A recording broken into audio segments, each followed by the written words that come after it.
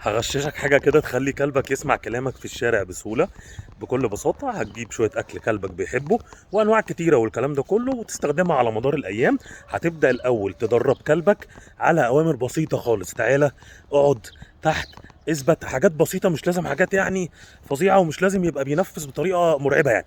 تمام. ثم هتبدأ الحاجات اللي هو اتعلمها في البيت او في مكان الجنينه بتاعتك او في حته هاديه خالص ما فيهاش مش حاجه خارجيه عموما يعني خارج نطاق البيت بتاعك. تمام. هتبدا الحاجات اللي هو اتعلمها فيها هتاخده وتنزل بيه في وقت هادي خالص، الدنيا رايقه. هتخليه يشمشم شويه الاول. انت هنا مش عايز اي تشتيت خيل خالص خالص خالص خالص خالص. بعد كده هتبدا تخليه يشمشم شويه، وبعد ما شمشم وخد كفايته والكلام ده كله هتبدا تطلع اكل هو بيحبه وتعيد معاه التدريبات دي. حلو الكلام ده، حلو الكلام ده. فهنا انت عملت اول خطوتين. تالت خطوه هتعملها ان انت هتزود شويه مشتتات في البيت او في الجنينه بتاعتك، ثم هتبدا تدربه تحتيها، ثم هتبدا تنزل الشارع في وقت هادي نسبيا في شويه تشتيتات بسيطه وتبدا تدربه بالاكل، ثم تعلي التشتيت في البيت.